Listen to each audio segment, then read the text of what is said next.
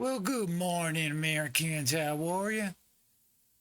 Don't you know me? I'm your native son. It's the Boston Cowboy here, casting on my rays of life from a beautiful New England. And today we have a Mr. Tucker Carlson. Yes, sir, Tucker Carlson himself, the rough and rugged Mr. Carlson, the hunter, the lumberjack, the man's man, with the antelope deer antlers hanging from his ceiling, and his cabin out in the back of the woods down by the river. Yeah, Mr. Tucker Carlson. Well, Mr. Carlson, he has his own show. He can talk about what he want to talk about. More power to him. And he feel like he want to talk about a Mr. Bill Gates. Yeah, that Mr. Gates, the one who came up with the idea of a Microsoft and came up with that whole idea all by himself of a Windows and Microsoft Word, Microsoft Outlook, the PowerPoint, the Excel, a Microsoft Windows 2K.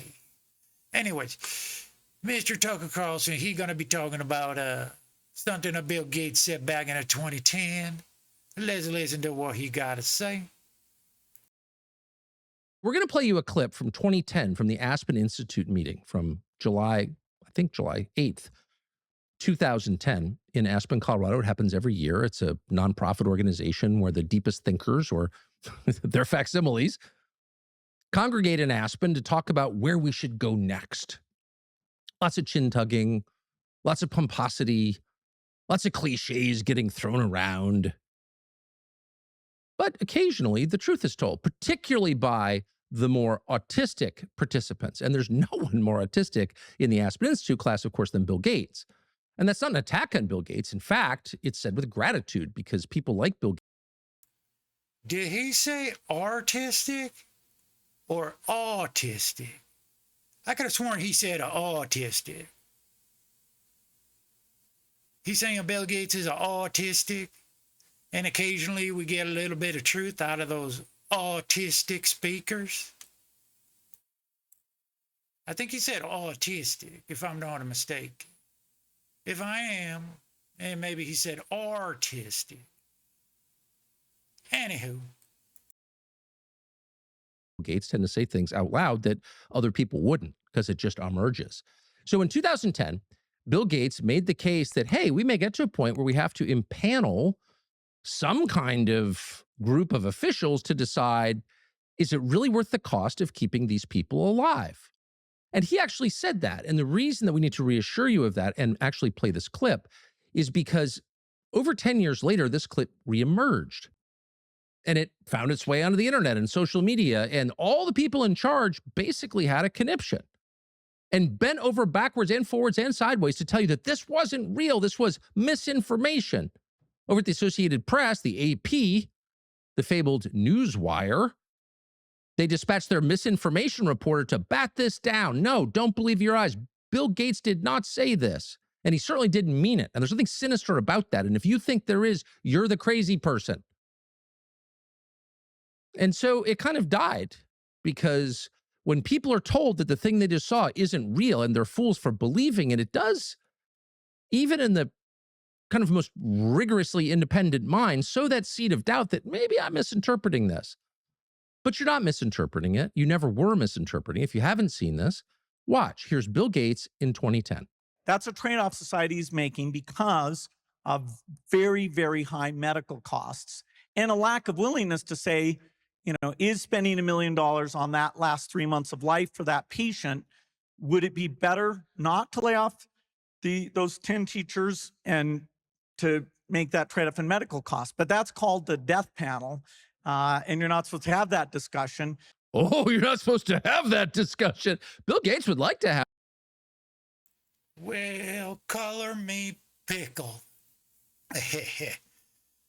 So, Mr. Tucker Carlson, before he played that clip, he did say something about the fact that it resurfaced about 10 years later, so that must have been in 2020. And the media at the time, specifically Associated Press, AP, as a Mr. Tucker called them, AP, would have you believe that what you saw, you did not see. And I hate to say it, but I don't remember any of that. I don't remember this being a big story. I don't remember this being a story at all. Who cares what Mr. Gates say? Everybody knows he's a little bit of fruity. He's a big old liar, and he's a big old thief. And yeah, you know, and as humans, being humans are, they tend to protect themselves when they say stupid things in the past. They'll try and pretend like they didn't say a stupid thing in the past. Being that as it is, I do not remember any article about this coming around at about 2020, nor do I remember me thinking one thing and Associated Press trying to change my mind about what I'm actually thinking about what I see, which I did not see this as a story. So yeah, this kind of isn't really hitting home here, Tucker, but we'll continue on, see what he's got to say. Have that discussion. Of course, there's Bill Gates making the math-based argument that, hey, is it really worth it? You've got this old person, no name, but just some old guy who's dying, and all attempts to revive him and keep him alive are fruitless and stupid because he's not a billionaire.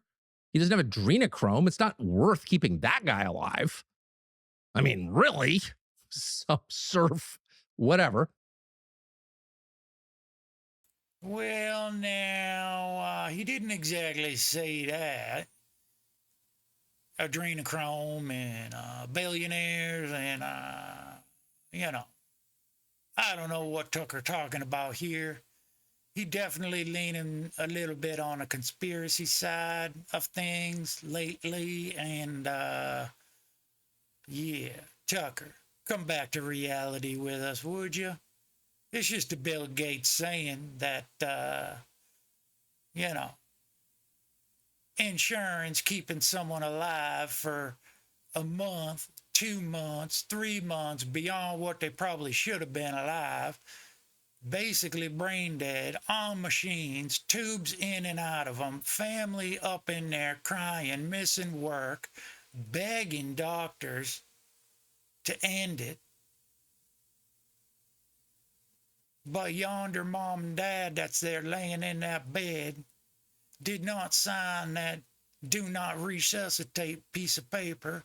It did not sign that if I am unresponsive, leave the care of life and the decision of life up to, you know, daughter one or daughter two or son one or son two or what have you.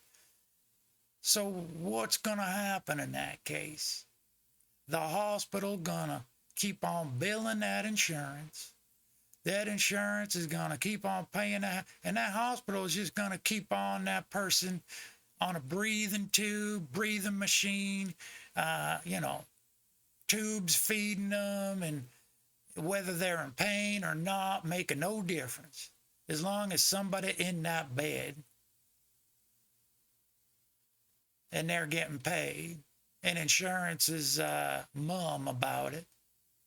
That's the racket that's going on right now. God forbid, if you're at the end of your life and you have to go into the hospital, you better take your preparation. You better have a basically a will and testament and a signed, sealed, and delivered piece of paper saying, if I'm unresponsive, I do not want to be lingering up in this here hospital, staring at the ceiling. You guys keeping me alive for months on end just so you can bill my insurance. No. Now, I know Bill Gates ain't saying that, and I know Tucker ain't saying that, but those are my thoughts on it. And obviously, these are Tucker's thoughts on it. He's saying, you know, Bill don't want to keep him alive because, hey, they don't have adrenochrome like a little kid does, you know, that adrenochrome. They like to siphon off that little kid and inject into them and get that old little eyeball rolling high that they get. Yeah. So maybe, Mr. Tucker, have you ever tried adrenochrome, I wonder? I never did. Have you? I mean, why are we talking about it so much? This here adrenochrome is like, it's like the new Coca-Cola or something. Everybody be talking about it.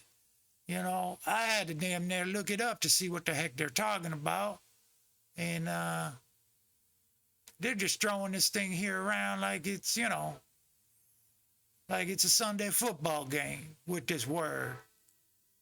It's pretty disgusting. Even to bring it up in just a little segment like this is a pretty disgusting, I must say. But let's see what old Tucker got to say further. But we could take that money. Let's say it cost $1 million, Bill Gates just said. Let's say it takes $1 million to keep this guy alive for a couple extra days when he's going to die anyway. And that's money that could be spent on teachers. Now, by the way, you can tell how antique that clip is, 16 years old, because people were still saying in 2010, we need to do something about education in this country. Nobody thinks that now. There's no effort to reform American education. Who cares? You're sending your kids to a public school. That's your problem. Surf. So all meaningful education reform efforts are basically dead. You go to a cocktail or dinner party with rich people, they're not fretting over the state of public education. They don't care because that's a completely different class of people, and God knows what they do. We'll pay lip service to caring about them. I love black people so much, but we're not actually going to try to bring them in. Whoa, whoa, whoa. Where did that come from, Tucker? Something about black people? What are you talking about here? We went from Bill Gates keeping an old person alive to I love black people so much. Like, what are you on? Are you on some adrenochrome right now, Tucker? It sure sounds like it. You're going from one emotional trigger to another. Just throwing things out there like a spaghetti against the wall, seeing what stick. And I guess that's how the media do it these days, right? You just keep throwing emotional trigger out after emotional trigger. Make sure everybody are worked up. Everybody keep a fighting. Everybody keep at each other's throat. As long as the view's still good, everything is good. Right, Tucker? Okay. Let's see what you further got to say, Mr. Tucker.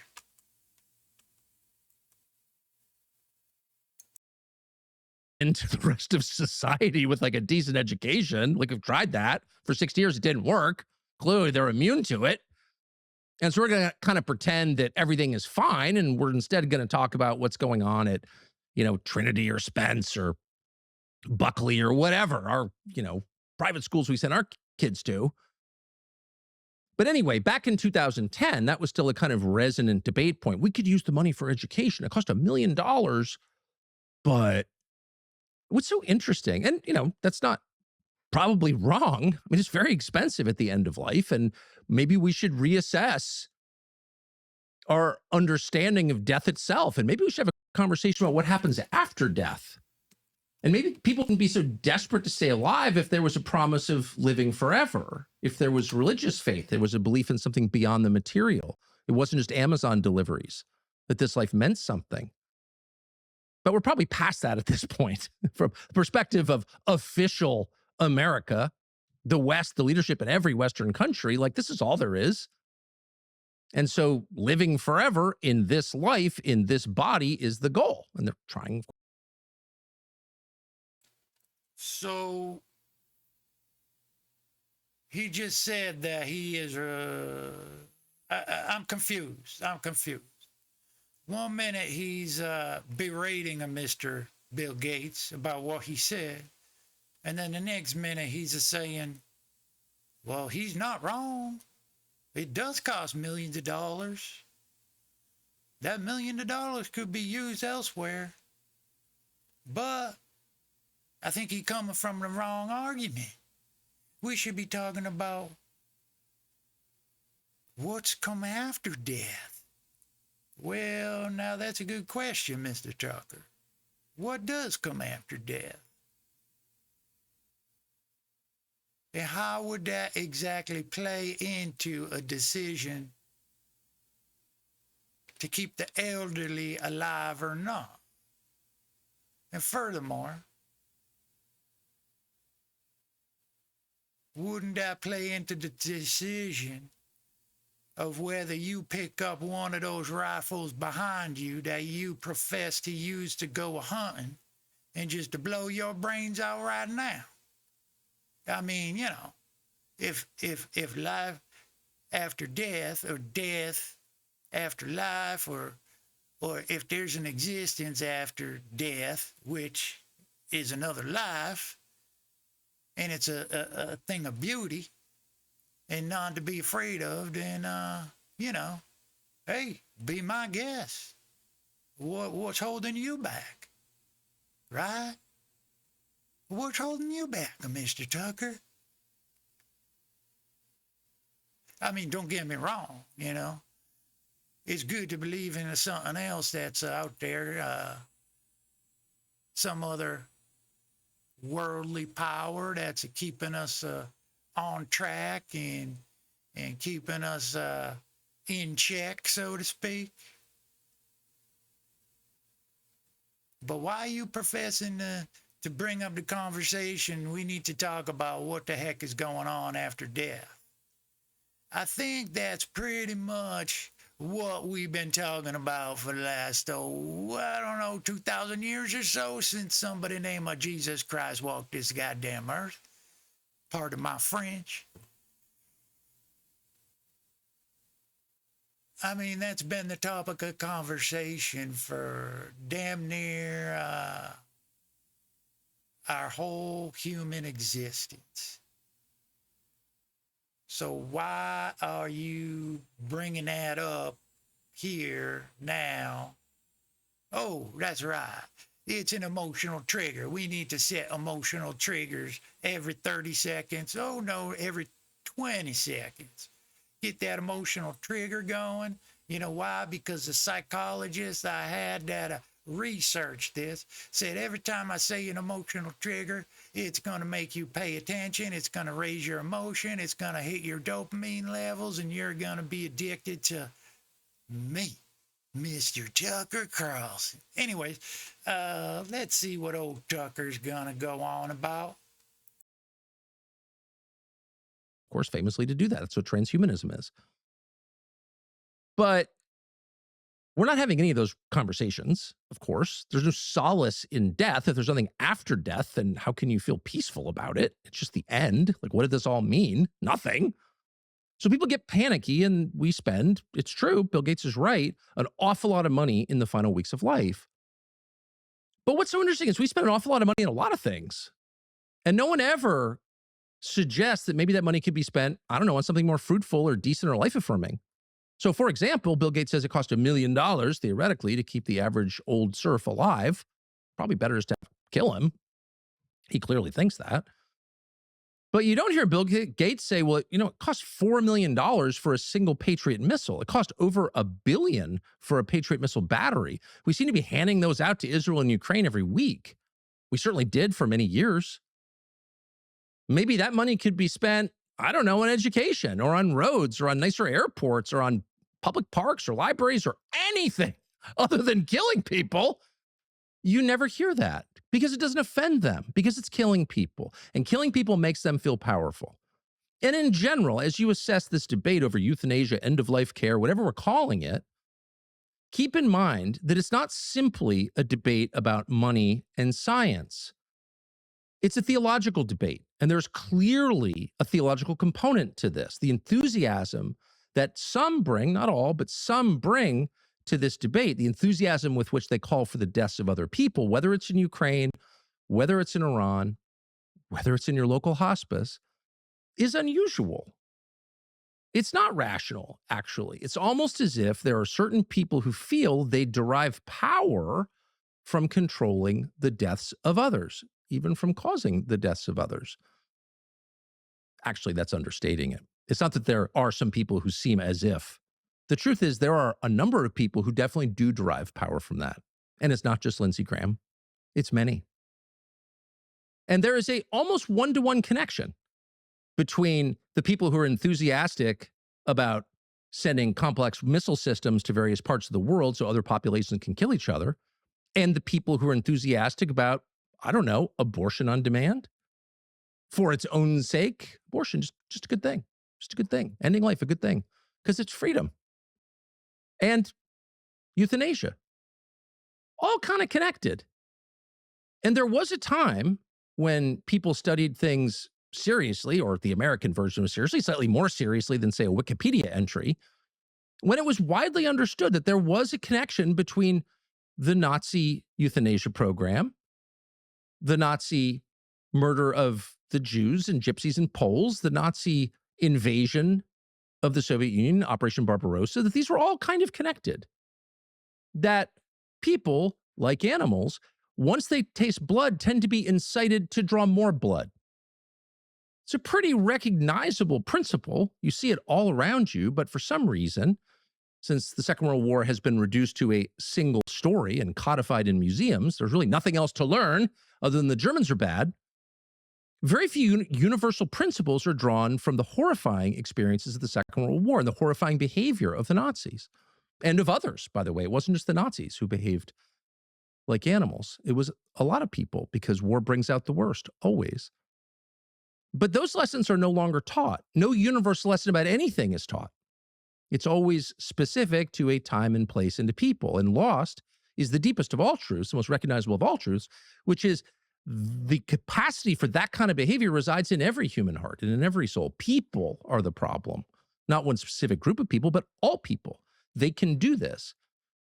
And the willingness under certain circumstances to do this never goes away. It's inherent to people. And that's why, once again. So if this is inherent in people, and people have a bloodlust, when they get the smell of a blood in the air, like a shark in the water, it attracts other sharks. And people just go stir crazy when they catch a little scent of blood and want to do a little bit of more killing. And it's just nature. It's just people killing people. What's the big argument? Like, it's just a thing that happens. War, right? Like, why the big argument? Why the big fuss about what Bill Gates said? I seem to remember not too long ago, you were beating the drums of war too there, Mr. Tucker. And did you have yourself a change of heart now? Or what's going on, really, Mr. Tucker? Come clean with us all now, won't you? You just did a little flippity-flop 180 on everybody.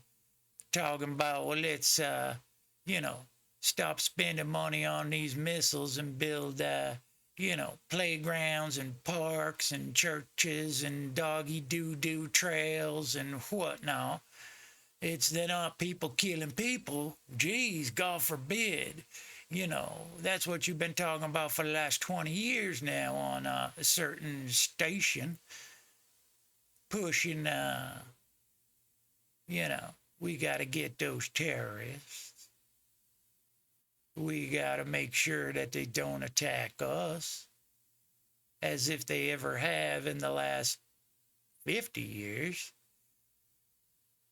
So I don't know what your big fuss is here. I mean, is it because you don't like a Mr. Gates? Is it because you're not invited to the little shindig they have there? What is it, Mr. Tucker? Why are you going so hard against Mr. Gates?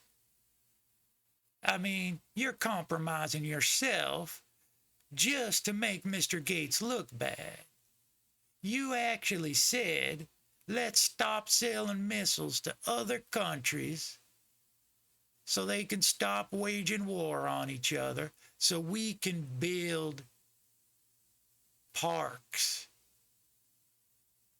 playgrounds. Yeah, I can't believe I heard you say that. No, Mr. Tucker. You don't want to see a playground, do you? No. You want to see a big old missile silo right in your backyard, I bet. Yeah. And it's going to have a big old American flag on it. It's going to have a big old picture of somebody you admire on it.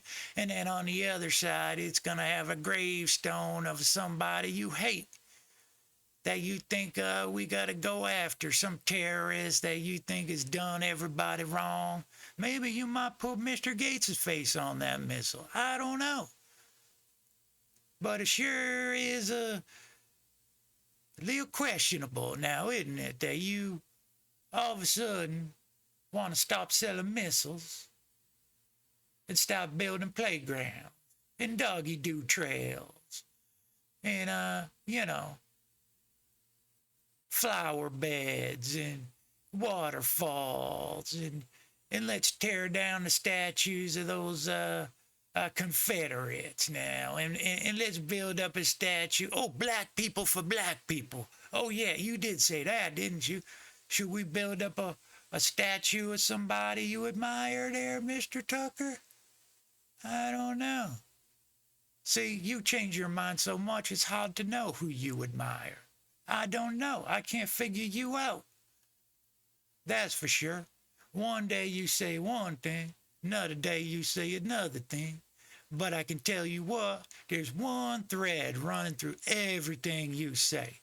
Number one, you telling people exactly what they need to think about a specific subject or another person. This is what you should think. This is what he really is saying. This is brought up 25 years after the fact this was filmed, and I'm going to break it down word for you so you can see exactly what he meant. You're bringing up things that I don't even remember existed as an issue, trying to dig up an issue or invent an issue so you can then speak on the issue and say, this is what you should think about this issue. I don't know. Mr. Tucker. Those emotional triggers, I think they're getting to your head right about now. But let's see what you're going to end with. This is going to be good, I bet. This is going to be real good. More Europeans have been killed by the state in euthanasia programs since Hitler killed himself in April of 1945 than during the Nazi regime. Which is not to say that modern European countries are Nazi regimes. It's only to say that the capacity to kill the weakest, the inconvenient, the useless eaters among us, whether it's unborn children or the elderly or people with complex emotional problems, people who suffer from seasonal depression or whatever, anybody who's not pulling his own weight, anyone who's in a moment of weakness who can't fight back, anyone who's annoying, anyone who's a burden, the temptation to kill those people, to solve the problem once and for all, resides in every human heart. And so it takes quite an active will to keep the ugliest of human desires at bay. It requires structures that prevent people from doing everything they are able to do. And the more power people have, the greater the range of horrifying possibilities. When you can do something, you're tempted to do it. And some of the things you do will be dark because that's the way people are, have always been, and always will be. And so for generations, in some cases thousands of years, we have had structures in place to keep the powerful from abusing their power. And those structures have disintegrated bit by bit over time. Inflation makes credit card statements particularly scary. You work 40, 50. Okay, okay, okay. Okay. So I guess according to Mr. Tucker, it takes a great will of power, your own power, to not want to harm other people.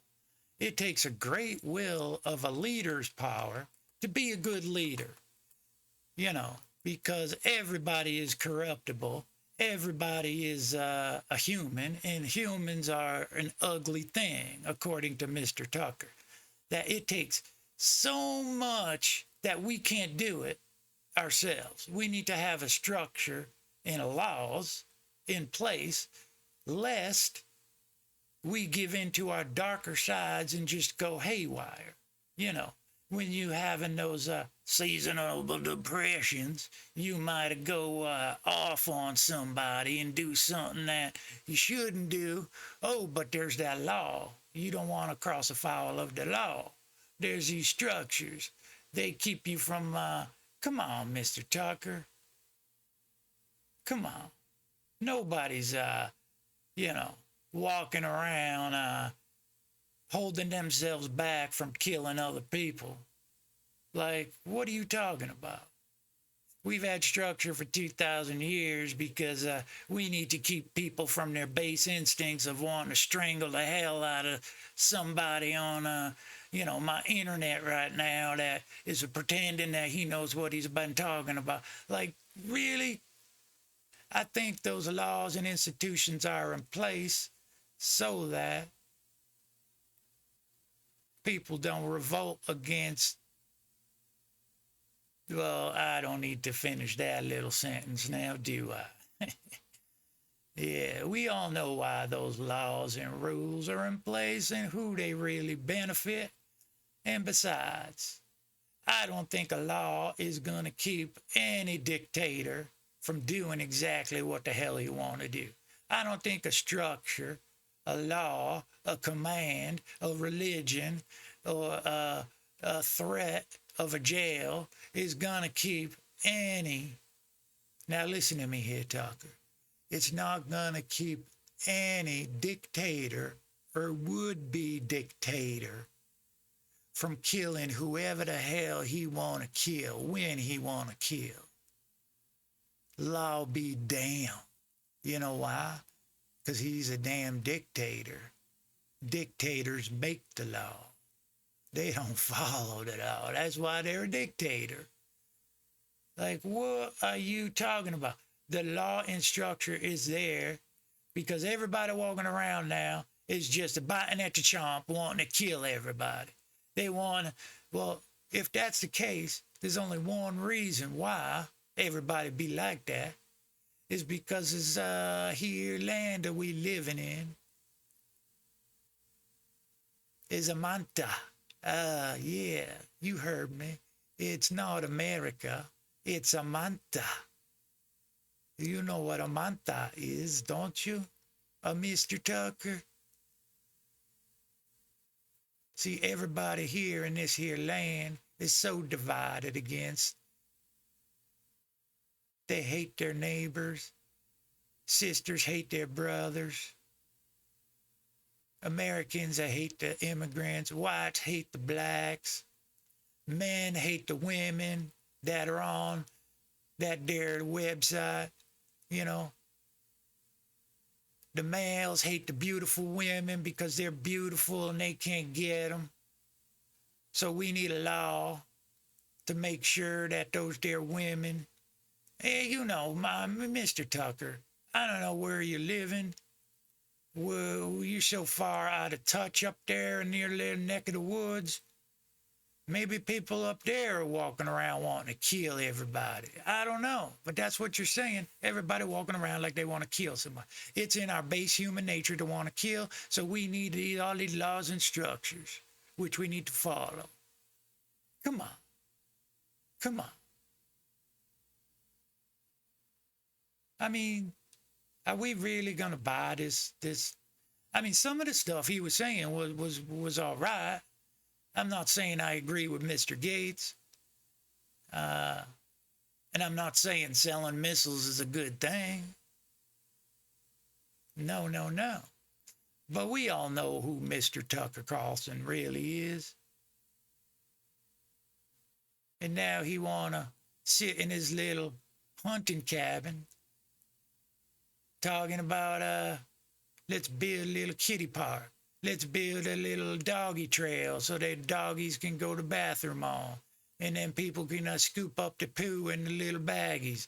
Let's build a public park, you know, so that we can go look at the flowers and feel good about ourselves that we built a public park. Yeah. I don't know what he's talking about. I don't know what he think he's trying to persuade his audience into. But anyway, that's Mr. Tucker Carlson for you. Just a talking head. Old windbag himself, Tucker Carlson. Yeah. We all love you, Tucker. Don't worry. Anyway, thanks y'all for watching. Stay safe, stay free, and by golly, don't believe everything you see. Adios, Boston Cowboy.